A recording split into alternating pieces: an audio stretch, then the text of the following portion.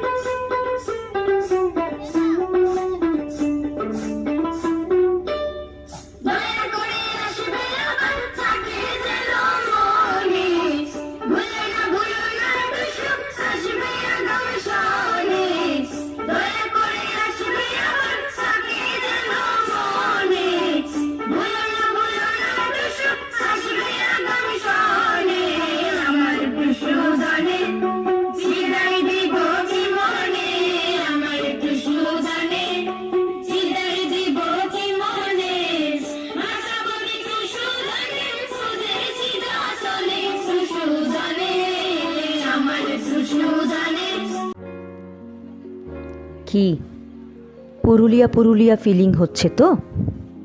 কিন্তু এ তো পুরুলিয়া নয় দাদা দিদিরা। এই সংলাপের এবারের গন্তব্যস্থল ছিল একেবারে মহানগর থেকে ঢিল ছোঁড়া দূরত্বে, দক্ষিণ ২৪ পরগনার বয়নালা গ্রামে।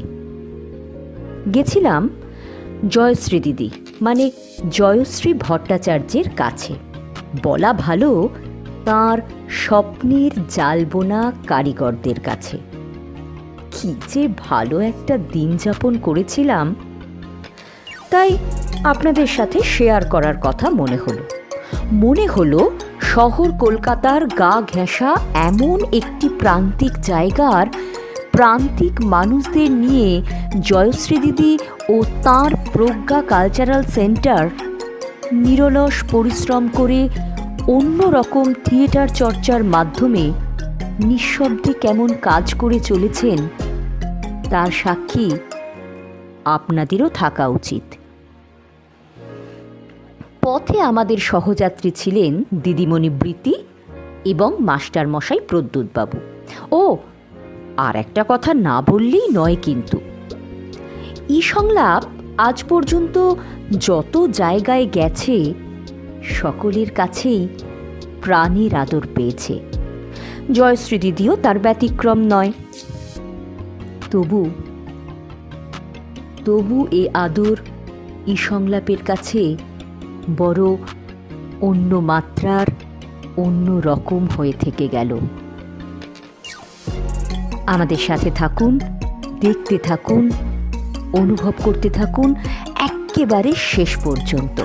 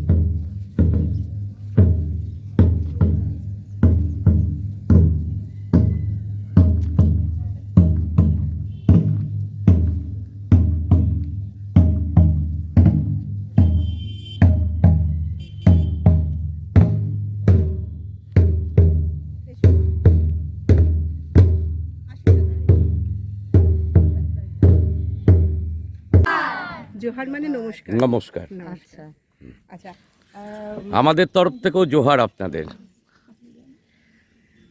সুতনু দাস যদি ওনাকে একটা মাথায় করে দাও, হাতটা দিয়ে দাও। তুমি ছবিটা পড়ে হবে না?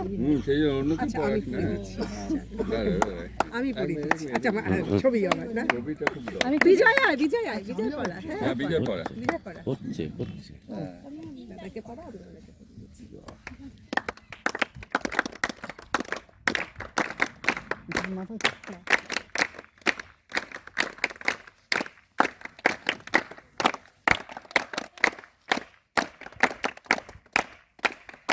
সুন্দর লাগছে।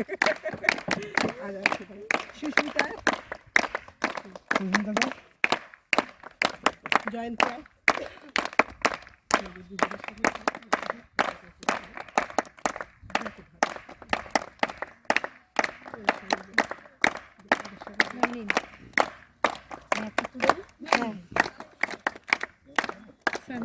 বাতাসাও খাওয়া একটা খাবো। হ্যাঁ বাজে না?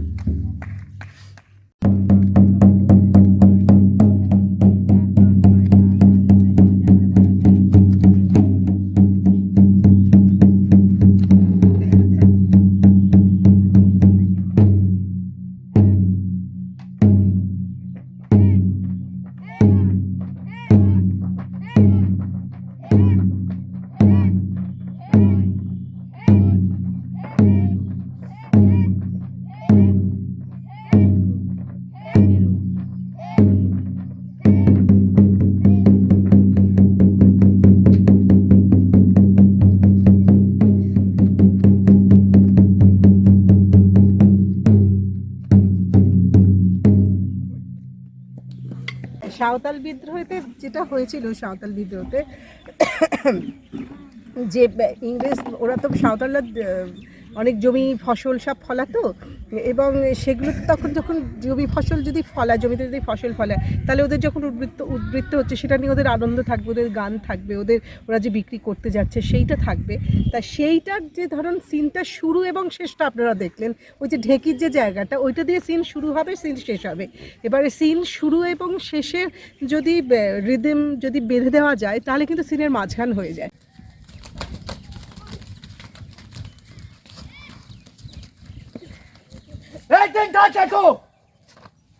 The large area of land was demarcated as Dominico.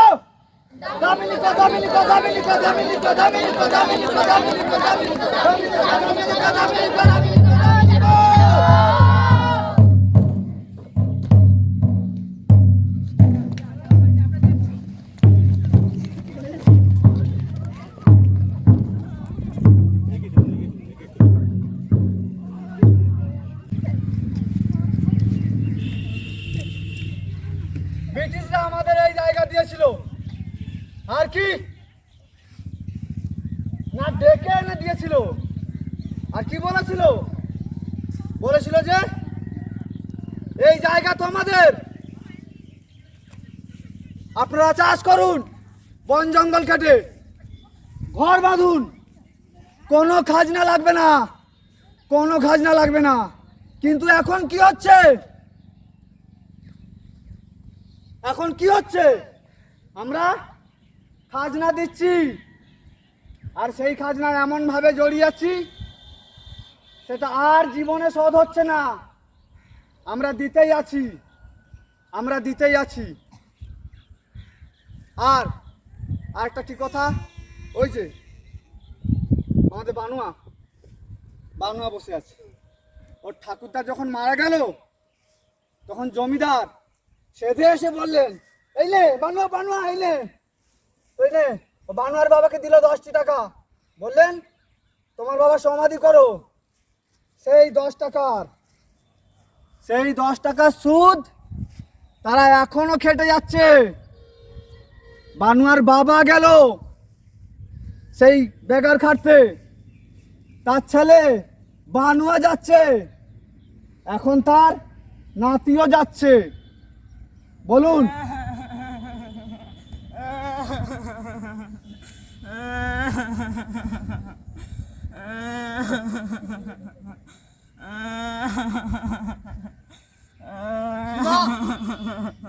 Kenaram বেচারাম না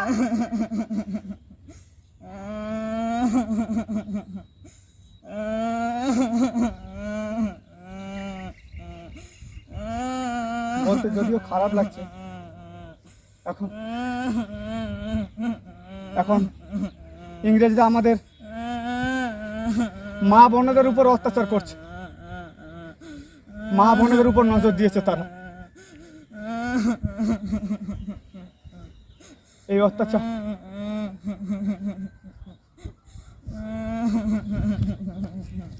বলুন,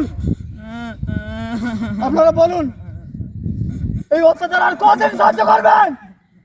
কয়দিন কয়দিন হ্যাঁ কয়দিন সহ্য করবেন?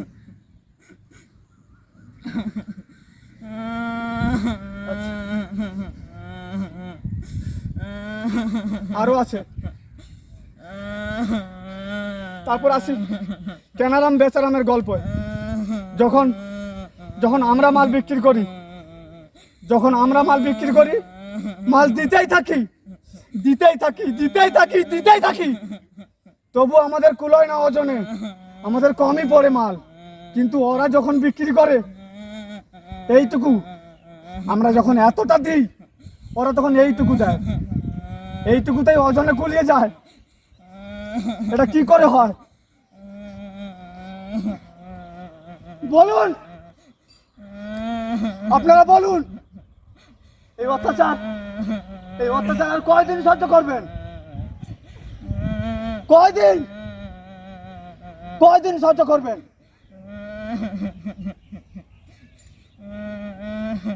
पेशेंट बढ़ रहे नहीं होते, उठा जागुआ, चलो चला सब आणि कलकत्ता जाबे, आणि फोर्ट विलियम जाबे, चला चल जाबे रे, चल जाबे रे, चल जाबे रे। এই যেমন আমি যখনই কোনো প্লে করি, ধরুন যদি স্ক্রিপ্ট তৈরিও হয়, আমি কিন্তু কারুকে কোনোদিন স্ক্রিপ্ট দিই না। স্ক্রিপ্টটা থাকে হচ্ছে বলতে পারেন আমার জন্য কিংবা নিজের জন্য, কিংবা যারা অন্য যদি কেউ লাইট কিংবা মিউজিক যদি আসে, লাইট মিউজিক ছাড়াই করি আমি, সবটাই ওদের দিয়ে করাই যদিও।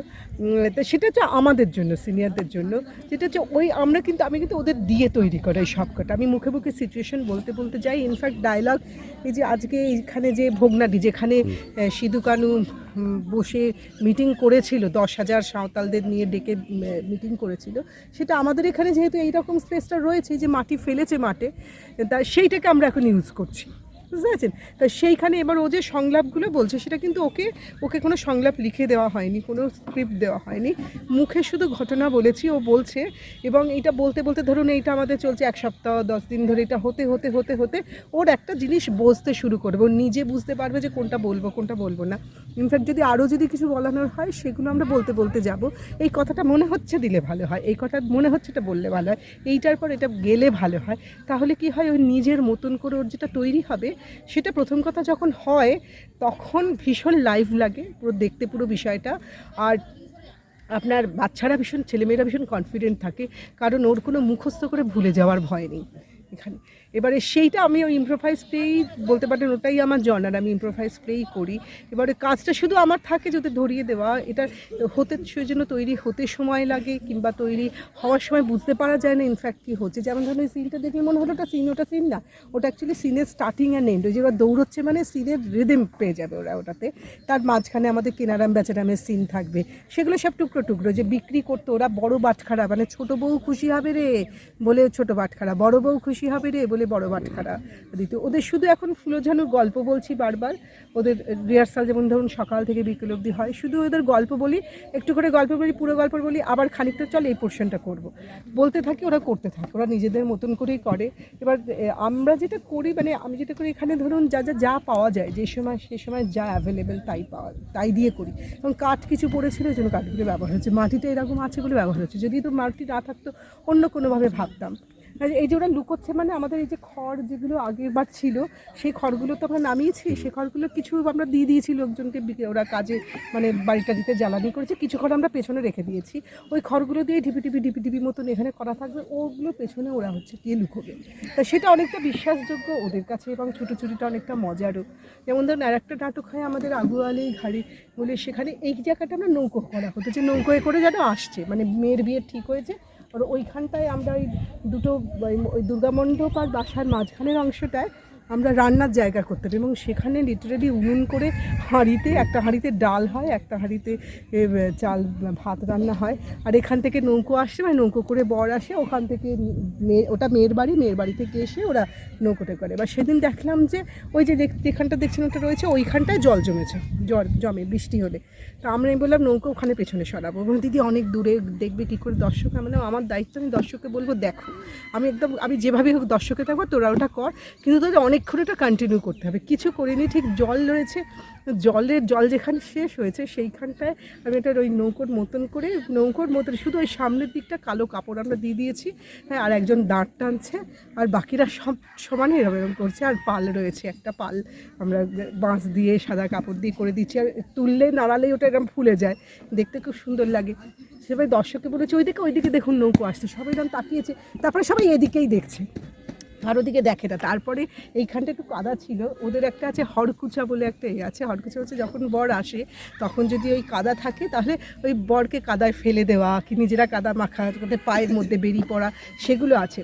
এবার সেইটা মানে আমাদের ওইখানে সিনে ধরুন খুব বেশি হলে আমরা 2 মিনিট কি আর 1-1.5 মিনিট মতন বোধহয় আমাদের সিনটা হয়।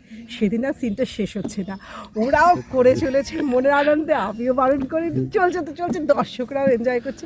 এরকমভাবে জায়গাটাকে এক্সপ্লোর করে যতটা করা যায়, তা আমার মনে হয় যে সবাই তো প্রসেনএম থিয়েটার করেই, তা যখন সুযোগ রয়েছেই, এবং এইগুলোতে না ওদের খুব মেন্টাল ডেভেলপ দুর্দান্ত হয়, মানে তাতে দেখা গেছে যে ছেলেমেয়েদের স্কুলের মানে রেজাল্ট অনেক বেটার হচ্ছে, আগের থেকে বেটার হচ্ছে। তা আমার এটা করতে মজা লাগে, ভালো লাগে, করে চলেছি, ওরাও এনজয় করছে। মানে আমাদের লক্ষ্য থাকে কি বলুন তো, যে ওরা আনন্দ পেল কি, আমি কতটা নিজের কাজ দেখাতে পারলাম, তার চেয়েও বড় কথা হচ্ছে ওরা আনন্দ পেল কি। এবং যদি কোনো সময় দেখি যে একটা নাটক ধরেছি হয়তো সেটা ওরা এনজয় করছে না, আমি কিন্তু মানে আমার যতই কমিটমেন্ট থাকুক, যেখানে যদি যে কোনো কমিটমেন্ট থাকলেও কিন্তু আমি কোনো রকম দ্বিধা করি না বন্ধ করে দিতে, যদি না সেটা ওরা এনজয় করে, আমি একদম সঙ্গে বন্ধ করে দেবো ওটা। মানে আমার মূল লক্ষ্য হচ্ছে ওরা আনন্দ পাবে, এবং আনন্দটা পেলেই তার থেকে শিখে যাবে।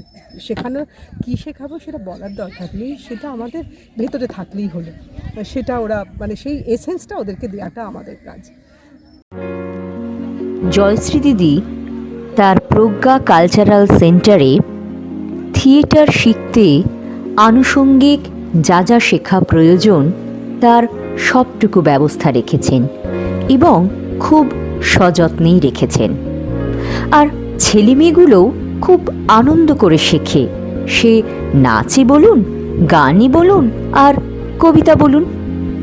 ওরা নিজেদের কবিতাতে সুর দেয়, আহা কি ভালো। অল্টারনেটিভ থিয়েটারের যে রূপ আজ আমরা দেখলাম তা সত্যিই উপভোগ করলাম, আপনারাও দেখছেন। চলুন এবার আমরা পরিচয় করে নেব আমাদের নৃত্যের যিনি শিক্ষক তার সঙ্গে। প্রদ্যুৎ বাবু রবীন্দ্রভারতী বিশ্ববিদ্যালয়ের নৃত্যের অধ্যাপক, অত্যন্ত নিষ্ঠা, যত্ন আর ভালোবাসা নিয়ে এখানকার ছেলেমেয়েগুলোকে উনি নাচ শেখান, আর ওরাও শেখে।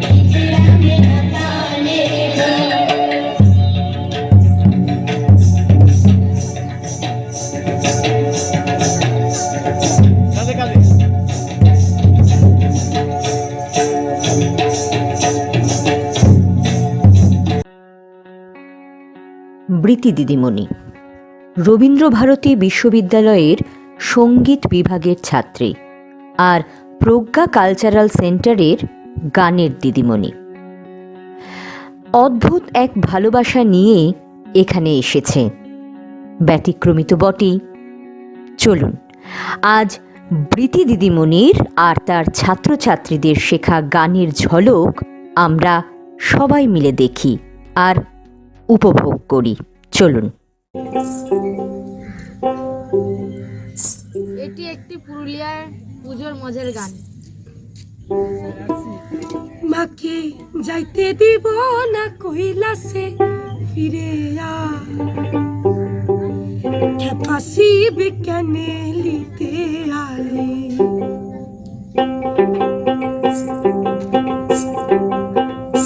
মাকে যাইতে দিব না কইলাসে ফিরে আয়, মাকে যাইতে দিব না কইলাসে ফিরে আয়, খেপাসি বিজ্ঞানে লিতে আলি, খেপাসি বিজ্ঞানে লিতে আলে মাকে যাইতে দিব না কইলাসে ফিরে আয় মাকে যাইতে দিব না কইলাসে ফিরে আয় খেপাসি বিজ্ঞানে লিতে আলে খেপাসি বিজ্ঞানে লিতে আলে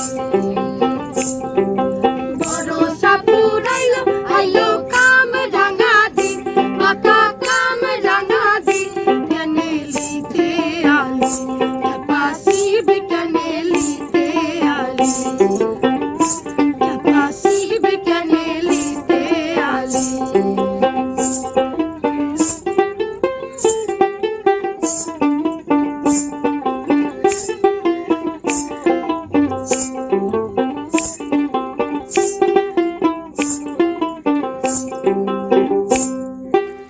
বছর ধন হবে কি নাই ধন পারি লীলা গাইতে,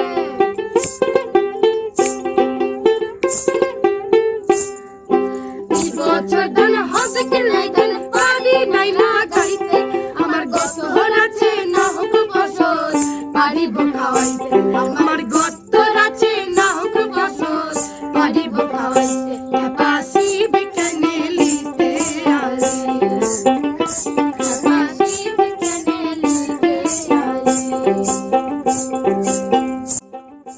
কি দোতারার মিষ্টি সুর, ছেলে মেয়েগুলোর গান নিশ্চয়ই মন কেড়েছে। মন না কেড়ে যাবে কোথায় বলুন তো? চলুন আর দেরি নয়, ছেলে মেয়েগুলো ওদিকে অপেক্ষা করে আছে নিজেদের মনের আনন্দের কথা বলবে বলে। আর একটুও দেরি নয়। নাম কৃষ্ণা। কেমন লাগে এখানে ভালো, নাটক করতে পেরে? খুব ভালো। তা বড় হয়ে নাটক করবি? হ্যাঁ। আর কি আছে বাড়িতে? দাদা আছে। দাদাও আসে না তুই একা আসিস এখানে? একা আছি। একা আসিস? নাটক করেছিস? আর কি শিখছিস এখানে? নাটক, নাচ, নাটক আর নাচ, গান। গান, মানে সবই তো শিখিস। আবার ফুটবলও খেলিস? হ্যাঁ তাই, খুব ভালো। তোর নাম? পরপর বল বল। অনুশ্রী ওরাং। কেমন লাগে? খুব ভালো লাগে। খুব ভালো লাগে। নাটক করতে কেন ভালো লাগে কেন? মানে এখানে এসে অনেক কিছু শেখায়, মানে আরো মানে বিভিন্ন জায়গা থেকে অনেক স্যার ম্যাম আসে, ওদের সাথে থাকতে ভালো লাগে। না তোরা স্কুলে পড়িস তো? হ্যাঁ। মানে স্কুলে পড়ার পাশাপাশি এগুলোকে করে যাস, মানে তার মানে আনন্দ পাস এখান থেকে। আর সঙ্গে ফুটবলও খেলে? ফুটবলও খেলিস? হ্যাঁ। বাহ। তারপর তোরা বল। তোর নাম? আমার নাম শান্তিকা সরকার। তুই এখানে কি করিস? আমি এখানে নাটক, গান, নাচ ওইসবই করি। আচ্ছা আচ্ছা। আর তোদের নাম বল এক একজন। হ্যাঁ, সুখদেব। আচ্ছা, তোর? আমার নাম রাজেশ ওরাং। আর কেমন লাগে এখানে? খুব ভালো। তাই? আর তোর নাম? শুভঙ্কর মুন্ডা। হ্যাঁ, কেমন লাগে তোদের নাটক করতে? ভালোই লাগে। এই জায়গাতে এলে কিভাবে? এখানেই বাড়ি? হ্যাঁ, আমাদের বাড়ি পাশের গ্রামে, পাইলেন দক্ষিণে। আচ্ছা। তো আমার বাবাই এই কাজ আগে করতেন, মানে ম্যামের সাথে আগে যুক্ত হয়েছেন। আচ্ছা, আমাদের একটা ঝুমুর নাচের দল আছে। ঝুমুর? হ্যাঁ, ঝুমুর গানের একটা নাচের দল আছে। ওই দলের থেকেই ম্যামের সাথে যোগাযোগ, আর সেখান থেকেই আজকের বাবা নেই, আমার মা আমার ম্যামের সাথে এখনো মানে পুরো পরিবারই যুক্ত হয়ে গেছে হ্যাঁ, দিদির পুরো কাজের পরিবারে, সঙ্গে। হ্যাঁ সবাই, আমরা 2 বোন, মা বাবা আমরা 2 বোন সবাই ম্যামের সাথে যুক্ত। এখন আমাদের 2টো ছোট ছোট বাচ্চা আছে, তারাও এখন নাচ শেখে এখানে এসে। আচ্ছা, মানে তোমরা এখানে কি করো আর কি? আগে এখানে হাতের কাজ এসেছিল, সেলাই, আচ্ছা। আমরা সেলাই শিখতাম।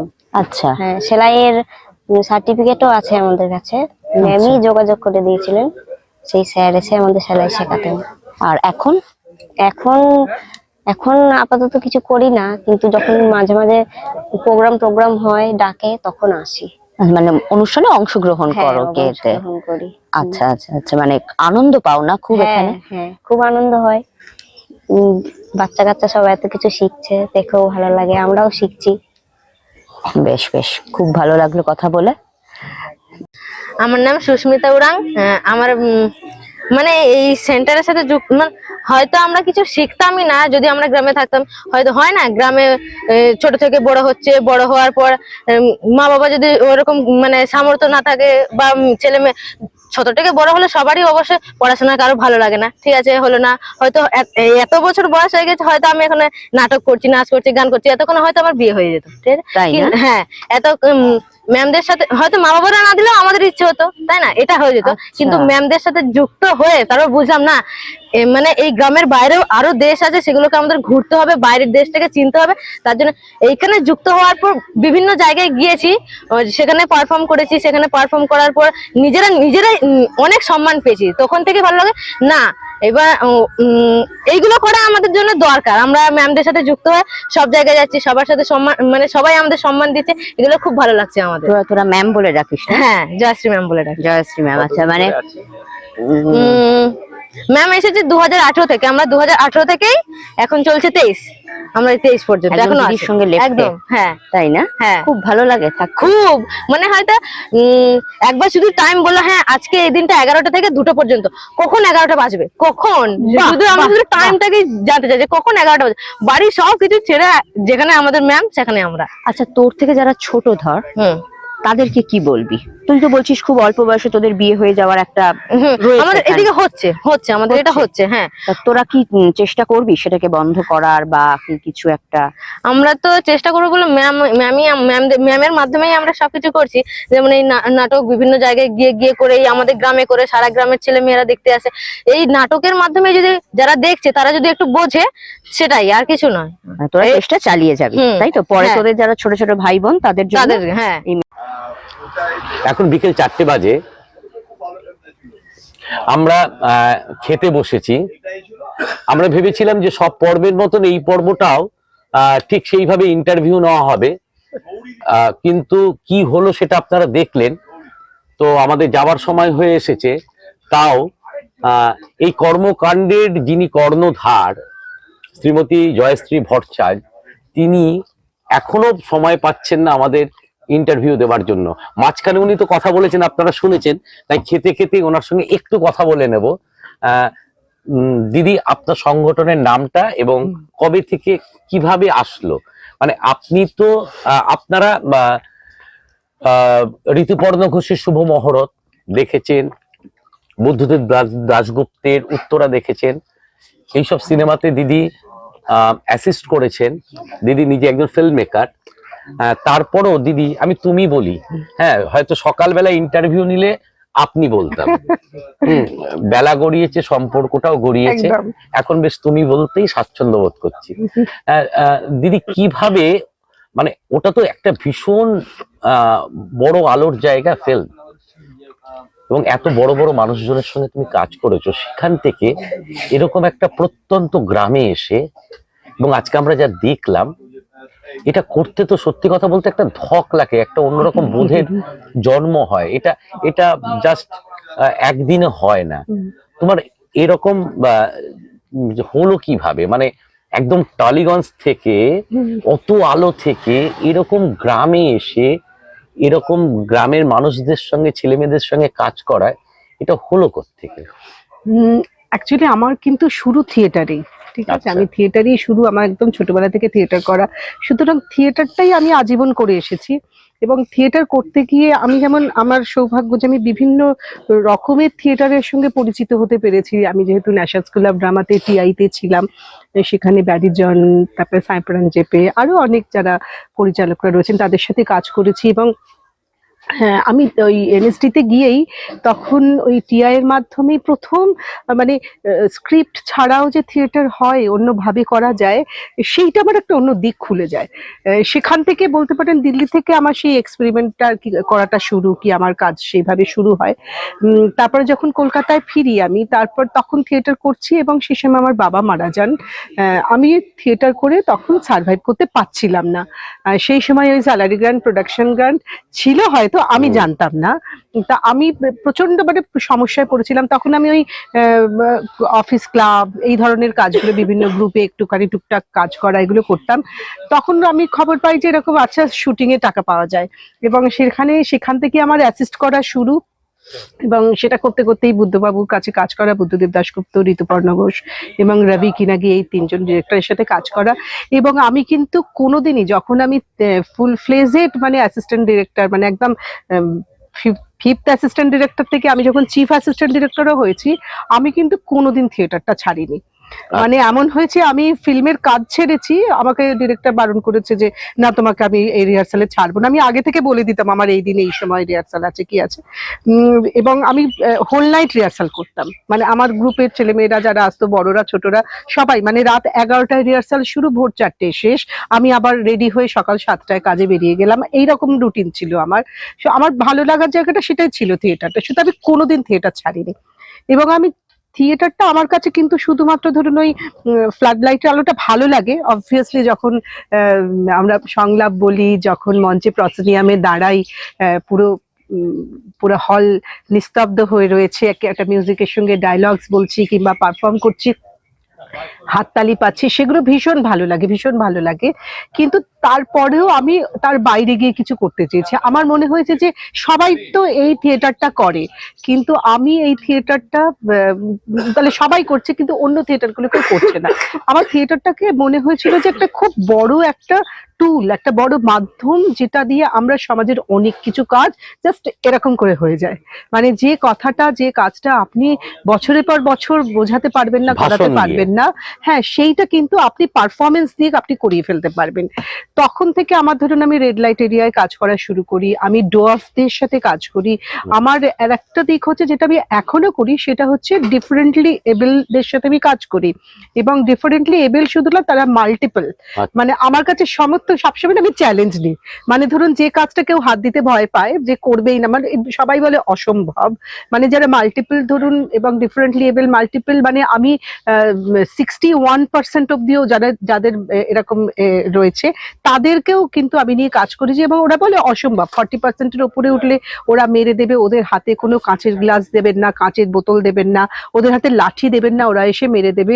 আর আমার কাছে চ্যালেঞ্জ থাকে যে আমি কিভাবে সেটা থেকে বেরোবো, কিভাবে সেটা করবো। এইরকমই করতে করতে, মানে বলতে পারেন এই যে এই গ্রামটাই যে কাজটা করছি এখন, দক্ষিণ 24 পরগনায় যে কাজটা করছি, এই কাজটা কিন্তু আমার জীবনে নতুন নয়। ঠিক আছে, বলতে পারেন আমি অন্যান্য জায়গায় কাজ করতে করতে করতে করতে যে এক্সপিরিয়েন্স গ্যাদার করেছি, তাতে বরঞ্চ এখানে কাজ করতে এসে আমি অনেক ফাস্ট কাজগুলো করছি। কারণ আমি অনেকগুলো বছরে, আমি এর আগে জঙ্গলমহলে কাজ করেছি, এবং সেখানে আমি ট্রেন থেকে নেমে 11 কিলোমিটার হাঁটতাম এবং পিঠে ব্যাগ নিয়ে। এবং সেখানে মানে মিলিটারির লোকেরা মনে করতো আমি বোধহয় মাওবাদী, এবং মাওবাদীর লোকজন বোধহয় মনে করতো আমি মিলিটারির লোক। সবাই একটা সন্দেহের চোখে, বাঁকা চোখে তাকাতো। গ্রামের লোকেরা কাছেই আসতো না, বড় কয়েকজন যারা থিয়েটার করবে কিংবা এই ধরনের কাজের সঙ্গে যুক্ত হচ্ছে, তারা আসতো। কিন্তু এই বিশ্বাসটা অর্জন করতে আমার 3-4 বছর লেগেছিল ওখানে ঝাড়গ্রামে, বাঁশতলায়, ঝাড়গ্রামে যখন কাজ করছি। বাঁশতলাটা হচ্ছে ভুবনেশ্বর রাজধানী, যেখানে অ্যাটাক হয়েছিল। আচ্ছা, হ্যাঁ, সুতরাং আমি সেই গ্রামগুলোই কাজ করছি, যেখানে গ্রামের ছেলেদের দেখতে পাওয়া যেত না, সব মহিলাদের দেখতে পাওয়া যেত। বেশিরভাগ ছেলেরাই হয়তো হয় মারা গেছে, নয় জেলে রয়েছে, কিংবা বাড়ির লোক জানেই না যে তারা কোথায় আছে।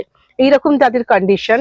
এবং কিন্তু আমি কাজ করে দেখেছি গ্রামগুলো খুব নিরীহ গ্রাম, এবং গ্রামগুলো মোটেও মানুষ গ্রাম নয়। ওরা হয়তো শিকার, মানে ওরা সেই পরিস্থিতির সঙ্গে পড়েছে, কিন্তু ওরা কিন্তু ওটার মধ্যে নেই। সুতরাং এই কাজগুলো ভীষণ চ্যালেঞ্জিং ছিল। এবার সেগুলো করতে করতে আমি ওখানে 2-2.5 বছর যখন কাজ করতে করতে দেখলাম যে মনে হচ্ছিল যেন কিছুই হচ্ছে না, কিন্তু হঠাৎ করে একটা সময় পর বুঝতে পারলাম যে হ্যাঁ, কাজটা হচ্ছে। তাই এই যে এতগুলো বছর কাজ করা, ডোয়ার্ফদের সাথে কাজ করা, রেড লাইট এরিয়ায় কাজ করা, আমি যে এরিয়ায় আমার বাপের বাড়ি ছিল সেটা হচ্ছে পুরো স্লাম এরিয়া, মানে আমার বাড়িটা মাঝখানে দুদিকে বস্তি আর কি, সেখানকার ছেলে মেয়েদের নিয়ে কাজ করা, এই যে এতগুলো বছরের যে কাজ করতে করতে করতে করতে আমার যে হ্যাঁ এক্সপিরিয়েন্স হয়েছে, আমি এইখানে আসার পর সেগুলো পট করে কাজ করা শুরু করলাম। এবং আমি বলবো ধরুন শুরু করেছি আমি 2018 এখানে শুরু করেছি। কোভিডের সময় যখন লোকে বলছে যে হায় হায় সব বন্ধ হয়ে গেল, থিয়েটার পারফরমেন্স এভরিথিং বন্ধ হয়ে গেল, বলতে পারেন তখন এখানটা ফ্লারিশ করেছে, কারণ তখন এখানে সব বড়রা রয়েছে, বড়দের সাথে আমি কাজ করা শুরু করি তখন। এবং তখন কোভিড পিরিয়ডে সব থেকে ভালো কাজ হয়েছে এখানে, ঠিক আছে। এবারে এইটার সঙ্গে রিলেট করে করে এইখানকার কিছু লোকজন আছে যারা আবার আমাকে ডেকেছেন, তাদের হয়তো চেনাশোনা যে জায়গা রয়েছে সেটা হচ্ছে উত্তর 24 পরগনা, কানমারি বয়ারমারি এলাকা, আরো ডিপ আরো গভীরে যাওয়া, সেখানেও কাজ শুরু করেছি আমরা। সেখানে আমি এই বছরের মে মাসে শুরু করেছিলাম, আবার ধরুন গত মাস থেকে ফুল ফ্লেজেড কাজ শুরু হয়েছে। এছাড়াও সুন্দরবনের বালিদ্বীপে আমরা যাওয়া শুরু করেছি সবে, ওখানে কাজ হচ্ছে। পুরুলিয়াতে কিছু শবরদের সাথে কাজ করেছি, এবং বজবজ পূজালিতে ডিফারেন্টলি এবেলদের একটা পুরো হোম রয়েছে, মেয়েদের হোম, সেখানে কাজ করি। এবং আমি অল ইন্ডিয়া বেসিসে ডিফারেন্টলি এবেলদের জন্য কাজ করি, যেটা আমাকে ন্যাশনাল স্কুল অফ ড্রামা থেকে ওনারা আমাকে ডাকেন যদি কখনো দরকার পড়ে, মানে একদম সেখানে ধরুন ওদের নিয়ে কাজ করা তো ভয়ঙ্কর চ্যালেঞ্জিং, সেইটা কিন্তু করি। মানে সুতরাং এই গ্রামে কাজ করাটা আমার কাছে নতুন কিছু নয়, বরঞ্চ আমার কাছে অনেক জানা, বিষয়গুলো জানা, এবং জানা যে আর কি কোন কাজটা কিভাবে করব এবং কিভাবে করতে হয় সেটা। তারপরেও থাকে হচ্ছে যে কোন গ্রাম কিভাবে চায়, একদম সেটাও একটা বিষয়। হ্যাঁ, কোন গ্রাম কিভাবে চায়।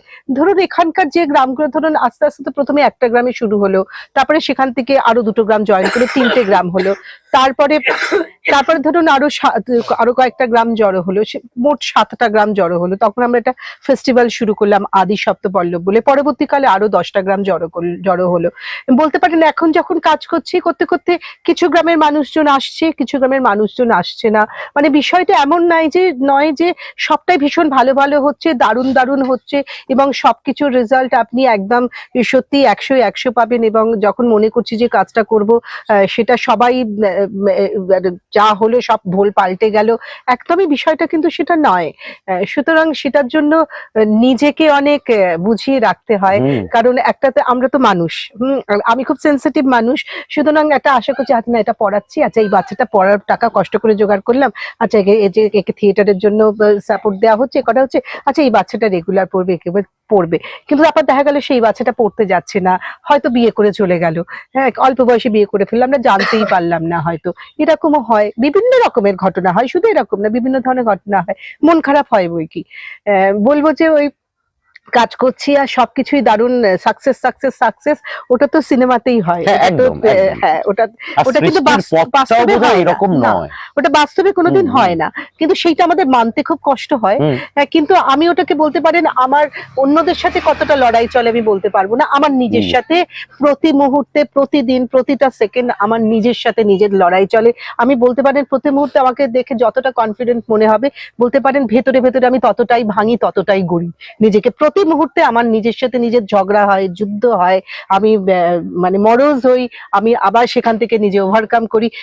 এই কাজটাই সব থেকে শক্ত আমার মনে হয়। মানে এখন যখন ঘুরে যখন তাকাই, এখন তো ক্রমশ বয়সটা বাড়ছে, সুতরাং রিয়েলাইজেশনটা অনেক বাড়ছে, আমরা অনেক বেশি দূর থেকে নিজেদের দেখার চেষ্টা করি। অল্প বয়সে তো ওটা বুঝতাম না, বেশ জোশে কাজ করতাম, কিন্তু এখন অতটা অনেক কিছু বাইরে থেকে যদি দেখি, তখন মনে হয় হ্যাঁ যতদিন এটা করতে পারবো এবং এই ধরনের কাজগুলো যতদিন আপনি মানে নিজের মতন করে করতে পারবেন না। আপনি বলছিলেন না আপনি নিজেকে লুকিয়ে রাখেন, লক করে রাখেন, কিছু দেন না। হ্যাঁ সত্যি আমি ফেসবুকে ভীষণ কম লিখি না প্রায়, মানে ভীষণ ভালো দারুণ কিছু না হলে কিংবা খুব একটা পারফরমেন্সের খবর না হলে আমি কিছু দিই না, মানে লিখি না রেগুলারের কাজ। কারণ আমার মনে হয় তো এই কাজগুলো আমরা কেউ করলে এখন আমরা বলি যে আরে বাবা তুমি দারুণ কাজ করছো, লোকে আমাকে বলে, কিন্তু এইটাই মানুষের কাজ, এইটাই করা উচিত। মানে আমি আমার মাকে দেখেছি, হয়তো যার সাথে প্রচন্ড ঝগড়া পাড়াতে আমার মাকে দেখেছি, তার আগুন লেগে গেছে গায়ে, তাদের বাড়িতে আমার মা বার্নল নিয়ে দৌড়লো, হয়তো সে আমার মাকে যাতা বলেছে, খুব খারাপ কথা বলেছে, তারপরে আমার মা গিয়ে তাকেই ট্রিটমেন্ট করছে, তাকে নিয়ে দৌড়চ্ছে হাসপাতালে। আমি ছোটবেলায় কিন্তু দেখেছি আমার আশেপাশে ফ্যামিলিতে, আমি কিন্তু দেখেছি। এখন বরঞ্চ সাহায্য করার, একে অন্যের জন্য ভাবার জায়গাটা কম। এখন আমরা যারা করি তাদেরকে আলাদা করে বলা হয় তুমি করো, বা তুমি বা হাততালি দেওয়া হয়, কিন্তু অ্যাকচুয়ালি তো সেটা না, এটা আমাদের মানুষের প্রত্যেকের কর্তব্য। আমি আমাদের ছেলে মেয়েদেরই বলি যে যতটুকু পারবি এইটুকুনি হলেও কিন্তু করবি, অন্যের জন্য করবি, অন্যের জন্য, নিজের জন্য যদি আমি 2 করি, আমি অন্যের জন্য 2 করার চেষ্টা করব। সেটা করতে পারলে আমি শুধু বলবো যে মানসিক আনন্দ বলবো না, আমার তো মনে হয় মানুষের জন্ম তো একটাই, সুতরাং আমার এটা করা উচিত, আমার কর্তব্য এটা। সেই জন্য তো আমি তো ভাবতে পারি, একটা তো বেড়াল তো সেভাবে ভাবতে পারে না, একটা গরু সেভাবে ভাবতে পারে না, একটা ছাগল সেভাবে ভাবতে পারে না, কিন্তু আমি মানুষ, আমাকে ভগবান অনেক গুণ দিয়েছে, আমাদের দিয়েছে, আমার ভাবার জন্য আমার ব্রেন দিয়েছে, আমার হাত পা দিয়েছে, আমি যার হাত পায়ে দৌড়ে কত কি করতে পারছি, দেখতে পাচ্ছি, ভাবতে পারছি, সুতরাং সেগুলো ব্যবহার করব না। আমি বিষয়টাকে এইভাবে দেখি। এবং আমার কাছে বলতে পারেন যে আমি ফিল্মের জগতে একেবারে নেই তা না, কিন্তু আমি না এই দুটোকে কেমন যেন ভীষণ আলাদা করতে পারি। আমি চিরদিনই প্রথম থেকেই করতে পারি, কেউ আমাকে এগুলো শেখায়নি, আমি কিন্তু এটা করতে পারি। কি করে পারি আমি বলতে পারবো না, কিন্তু আমি পারি। মানে আমি এখনো যখন ধরুন আমি ফিল্মের এই মুহূর্তে আমি কয়েক বছর ফিল্ম হয়তো বানাচ্ছি না অ্যাজ এ ডাইরেক্টর, কিন্তু আমি অ্যাজ জুরি আমি অল ইন্ডিয়া লেভেলে কাজ করছি, এবং সেখানে ধরুন ন্যাশনাল অ্যাওয়ার্ড কিংবা প্যানোরামাতে আমি যখন জুরি হিসেবে যাচ্ছি, তখন সেখানে 5 স্টার হোটেলে থাকি, তখন ওরা আমাকে যেভাবে অ্যাকসেপ্ট করছে, ওরা যেভাবে করছে, আমি সেইভাবেই তখন ওদের কাছে আমি সেইভাবেই থাকি। যখন আমি গ্রামে আসি যে কাজটা করছি, আমি তখন সেভাবেই থাকি। মানে ইনফ্যাক্ট আমি গ্রামে এসে খুবই কম, মানে 1-2 জন যারা খুব ক্লোজ হয়তো, ওরা জিজ্ঞেস করলো কি করলে ম্যাডাম, কি হলো বলো, তাদেরকে বলি। আদারওয়াইজ কিন্তু কোনোদিনই আমি আমার ফিল্মের যে দিকটা কিংবা যে বলছেন আলোয় আলোকিত যে জায়গাটা, আমি সেটা কোনোদিনই আমি ওদের সাথে আমি এটা নিয়ে আলাদা করে কথা বলি, কিংবা আমি ওইখানে গিয়ে মানে ফিল্মের ওখানে গিয়ে কোনোদিনই আমি দুঃখের ঝুলি খুলে বসি না যে না আমাদের এই নেই সেই নেই, এটা হচ্ছে না ওটা হচ্ছে না, আমি কলা গাছ তলায় বসে হ্যাঁ না, খাচ্ছি, সেটাও আমি কোনোদিন শেয়ার করি না। কেউ জিজ্ঞেস করলো, বললো, দেখলো আজ তোমার ওখানে কিসের ছবি বলো তো, তাহলে আমি বললাম, কারণ আমার মনে হয় এটাকেও আলাদা করে বলার কিছু নেই। হ্যাঁ হ্যাঁ, মানে দুটোই স্বাভাবিক, আমার খুব স্বাভাবিক, দুটোই স্বাভাবিক, আমার খুব স্বাভাবিক মনে হয়, দুটোই স্বাভাবিক। জয়শ্রীদির কাছে তো খুবই স্বাভাবিক, আর আমি যে বলছি খুব স্বাভাবিক, এটাও বোধহয় বলার জন্য, কিন্তু একটু ভেবে দেখলে ভাববেন যে এটা মোটেও স্বাভাবিক নয়। হ্যাঁ, এটা আমাদের কারোর পক্ষেই বোধহয় স্বাভাবিক, এর জন্য একটা যাপন লাগে। জয়শ্রীদি সেই যাপনটা করে চলেছেন, তার জন্য একজন মানুষ ওই 5 স্টারেও যেভাবে স্বচ্ছন্দ, আর আপনারা দেখছেন আমাদের সামনে বসে এইভাবে খেয়েও কথা বলতে একইভাবে সুখী। সুখ ব্যাপারটা তো ভীষণ আপেক্ষিক। হ্যাঁ, সেইভাবে মানুষ সুখ খোঁজে। আজকে আপনাদের এই পর্ব কেমন লাগলো, আজকের পর্বটা কেমন লাগলো আপনারা লিখে জানাবেন। আমাদের কাছে এটা একটা শিক্ষা বলতে পারেন। শিক্ষা শুধু কি, জয়শ্রীদি যেটা দেখালেন এই পুরো গ্রামের মানুষদের সঙ্গে, শুধু তাই নয়, প্রত্যেকটা বাচ্চার সঙ্গে আমরা যা কথা বললাম, বড়দের সঙ্গে যা কথা বললাম, আমরা তাদের কাছ থেকে শিক্ষা নিয়ে যাচ্ছি। জয়শ্রীদি স্বপ্ন দেখছেন, আর সেই স্বপ্নের সমস্ত কুশীলব এই ছোট ছোট বাচ্চারা। তো আপনারা সংলাপ দেখুন, সংলাপের মাধ্যমে আমরা বাংলা নাট্যের যে বিভিন্ন, আমরা বলি না মাঝে মাঝে খুব হতাশা নিয়ে বলি যে সব শেষ হয়ে যাচ্ছে, আসছে না, তার মধ্যেও কিছু সংখ্যালঘু মানুষ আছেনই যারা প্রচন্ড বড় স্বপ্ন দেখেন। জয়শ্রী ভট্টাচার্য সেরকমই একজন স্বপ্ন দেখা মানুষ। সংলাপ এরকম বিভিন্ন পর্বে বিভিন্ন মানুষের কাছে আপনাদের কাছে নিয়ে যাবে। আজকের মতো আমরা এই পর্ব শেষ করছি। ভালো থাকবেন, নমস্কার।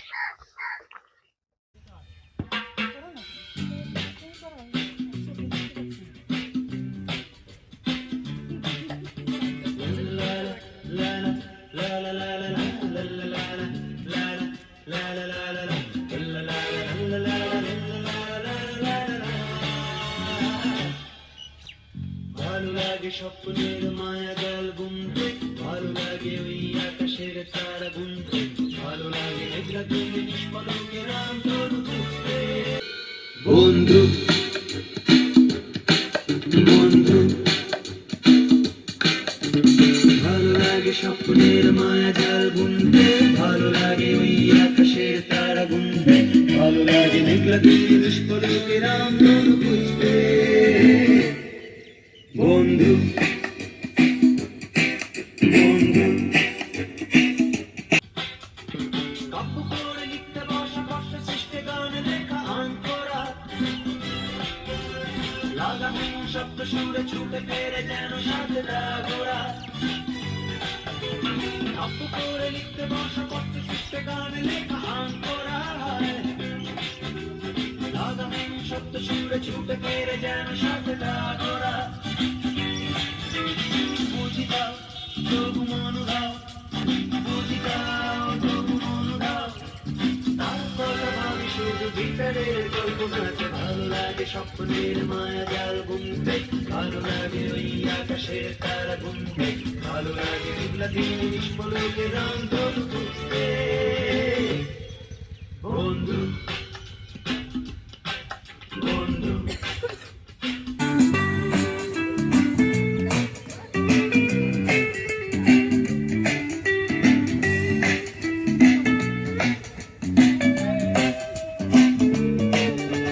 মুখোমুখি বসে থাকা টিক টিক সময়টা বয়ে যায়, টিক টিক টিক চুম্বন সিগারেটে বাস্তবেতে আসলে তা পুড়ে যায়। মুখোমুখি বসে থাকা টিক টিক সময়টা বয়ে যায়, চুম্বন সিগারেটে বাস্তবেতে আসলে তা পুড়ে যায়। বুঝি দাও তবু মনোভাব, বুঝি দাও তবু মনোভাব, তার কথা ভাবি শুধু ভিতরে কল্পনাতে। ভালো লাগে স্বপ্নের মায়া জাল বুনতে, ভালো লাগে ওই আকাশের তারা গুনতে, ভালো লাগে মেঘলা দিনে নিষ্পলকে রাম তরু খুঁজতে। বন্ধু বন্ধু লা লা লা লা লা লা লা লা লা লা লা লা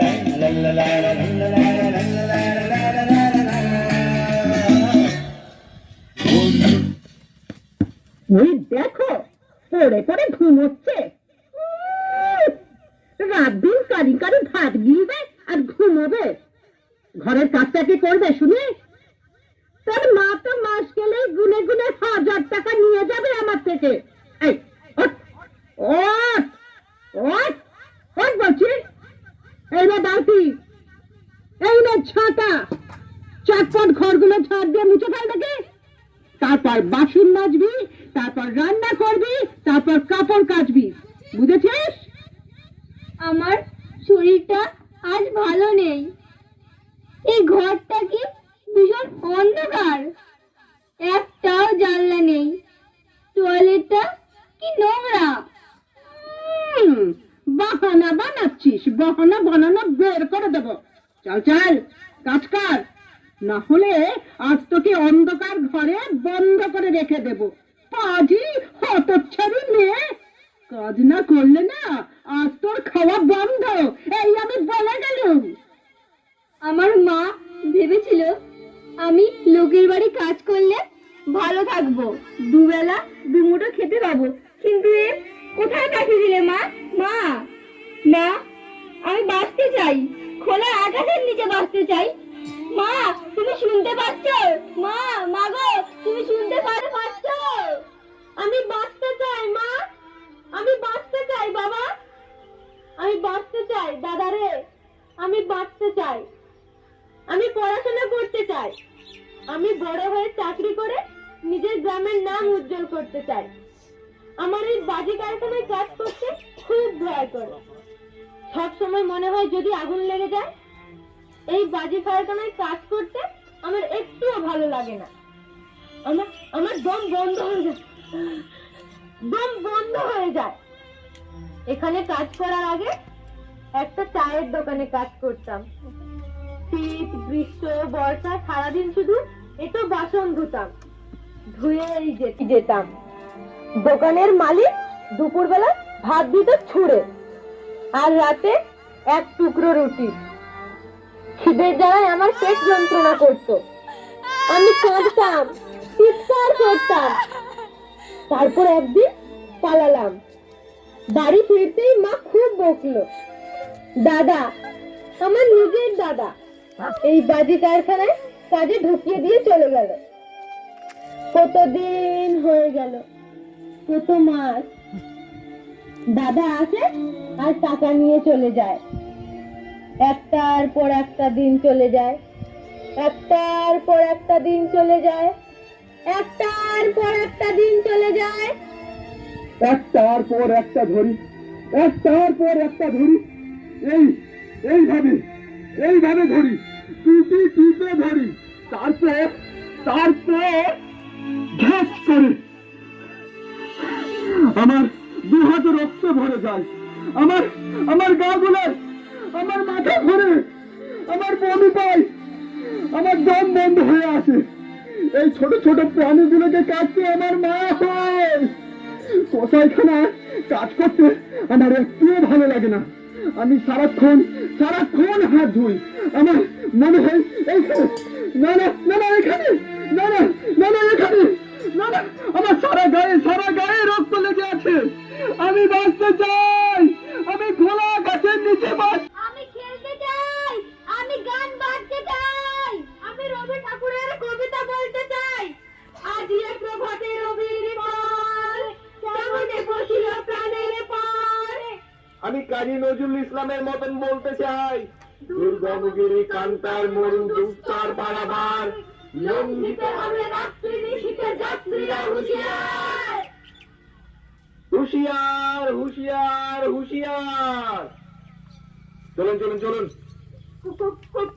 কোথায় যাব? জেলে। আপনি অনুর মা? হ্যাঁ, আমি অনুর মা। আপনি অনুর দাদা? হ্যাঁ, আমি অনুর দাদা। আপনাদের দুজনকেই অ্যারেস্ট করা হলো। আপনি এই কসাইখানার মালিক? জি হুজুর। বেটা জানিস না বাচ্চাদের এই ধরনের বিপজ্জনক কাজে রাখা আইনগতভাবে অন্যায়? জানতাম না হুজুর। জানতাম না? পুলিশ যখন পিঠে দুঘা দেবে তখন সব জেনে যাবি, অ্যারেস্ট করে নেবে। ভালো করে শুনুন সবাই। 18 বছরের কম বয়সী বাচ্চাকে খাবার দোকানে কাজ করালে, বিড়ি তৈরির কাজে লাগালে, বাজি কারখানায় কাজে লাগালে, স্টেশনে, বন্দরে, ট্রেনে, বাসে, গাড়ি, সাইকেল সারানোর দোকানে কাজ করালে, বাড়ি তৈরির কাজ করালে, সেই বাচ্চার মা, বাবা এবং কাজের মালিকের কঠোর সাজা হবে। কি সোজা হবে? কি সাজা হবে? 3 বছর জেল আর 10,000 টাকা জরিমানা। শুনতে পেয়েছেন? 3 বছর জেল আর 10,000 টাকা জরিমানা। বুঝেছিস? হ্যাঁ হ্যাঁ বুঝেছি। যাও স্নেহা, যাও অনু, যাও। তোমরা মুক্ত, তোমরা স্কুলে যাও, আনন্দ করো, লেখাপড়া করো, খেলাধুলা করো, বড় হও তোমরা, খোলা আকাশের নিচে বাঁচো। থ্যাংক ইউ পুলিশ কাকু, থ্যাংক ইউ আন্টি আন্টি। কিন্তু আমাদের মতো যে হাজার হাজার শিশু শ্রমিক দেশ জুড়ে ছড়িয়ে আছে, তাদের বাঁচাবে কে? তাদের আপনি বাঁচাতে পারেন। আপনি দিদি, আপনিও বাঁচাতে পারেন। দাদু, আপনিও বাঁচাতে পারেন। দাদা, আপনিও বাঁচাতে পারেন। ছোট্ট বন্ধু, তুমিও কিন্তু বাঁচারো। যদি দেখেন 18 বছরের নিচে কোনো বাচ্চাকে দিয়ে কাজ করানো হচ্ছে, তাহলে সঙ্গে সঙ্গে ফোন করুন। কোথায় কোথায় ফোন করবেন? বলো বলো কাকু। খুব সোজা নম্বর 1098 1098 1098 1098 1098 1098 1098 আমাদের বন্ধু, 1098 আমাদের বাচ্চাদের যাবে। ভালো লাগে স্বপ্নের মায়া জাল বুনতে, ভালো লাগে ওই আকাশের তারা গুনতে, ভালো লাগে মেঘলা দিনে নিষ্পলকে রাম